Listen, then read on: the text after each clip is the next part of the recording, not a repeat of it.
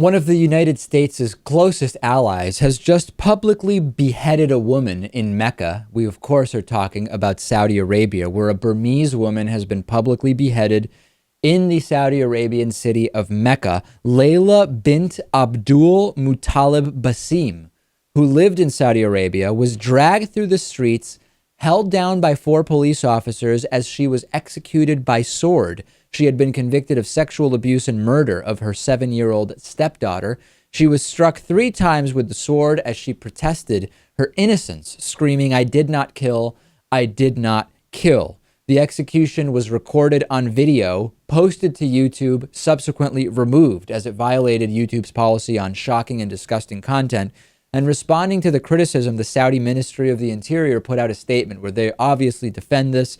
They say that authorities believe the sentence was warranted due to the severity of the crime. News of this came as Saudi blogger Raif Badawi was supposed to receive his second set of 50 lashes for insulting Islam.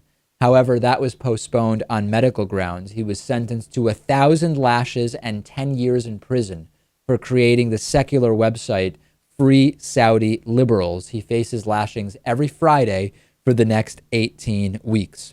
This is our ally. This is our ally that somehow American elected officials either in good conscience support or pretend to in good conscience support.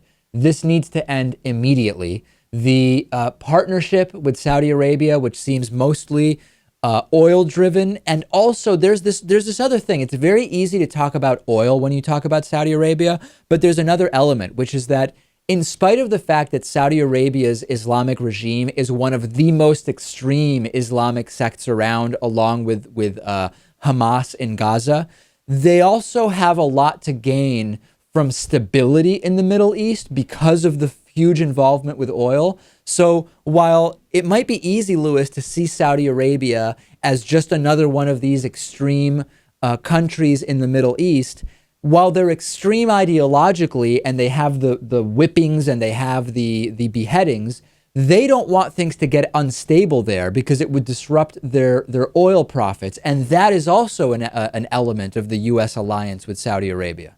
Stability is part of it, but we like to have our fingers everywhere. It's also just about having a presence there and having ties there.